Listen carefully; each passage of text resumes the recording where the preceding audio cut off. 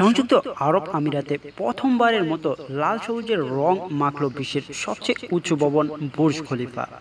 বাংলাদেশের ৪৯তম মহান স্বাধীনতা ও জাতীয় দিবস উপলক্ষে বিশ্বের সবচেয়ে উঁচু ভবন বুর্জ খলিফার আলোকসজ্জা করা হয়েছে বাংলাদেশের জাতীয় পতাকার রঙে। বাংলাদেশের স্বাধীনতা দিবসকে সম্মান জানিয়ে দুবাইয়ে অবস্থিত এই ভবনে মঙ্গলবার স্থানীয় সময় রাত ৯টা ৪৫ মিনিটে ২৫ সেকেন্ড বাংলাদেশের লাল সবুজের পতাকার লেজার শো প্রদর্শনের মাধ্যমে শুভেচ্ছা জানানো হয়েছে। ১৬৯ তলা বিশিষ্ট বুর্জ খলিফার মোট উচ্চতা ২,৭১৭ ফুট। স্বাধীনতা দিবসে জাতীয় পতাকার রঙে টাওয়ারটি সজ্জিত করায় দুবাই সরকারকে ধন্যবাদ ও কৃতজ্ঞতা জানিয়েছেন প্রবাসীরা। পাশাপাশি এই উদ্যোগের পেছনে ব্যক্তিদেরও ধন্যবাদ জানিয়েছেন প্রবাসীরা।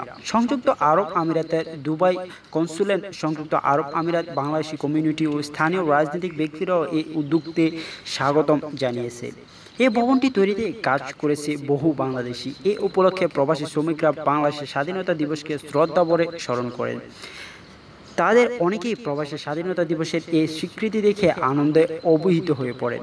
এদিকে বাঙালি জাতিকে অভিনন্দন জানিয়ে বাংলাদেশের স্বাধীনতা দিবসকে বাংলাদেশ ডে হিসেবে স্বীকৃতি দিয়েছে মার্কিন যুক্তরাষ্ট্রের রাজধানী শহর ওয়াশিংটন ডিসির মেয়র মুরিয়েল বাউজার।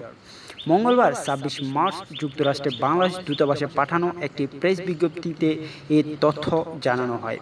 বিজ্ঞপ্তিতে মেয়র মুরিয়েল বাউজার বলেন, আমি ওয়াশিংটন ডিসির মেয়র হিসেবে বলছি, আজকের বিশেষ দিনে ওয়াশিংটনে বাংলাদেশের রাষ্ট্রদূত ও জনগণকে অভিনন্দন জানাই। একই সঙ্গে ২৬ মার্চ ২০১৯কে বাংলাদেশ ডে হিসেবে ঘোষণা করেছেন।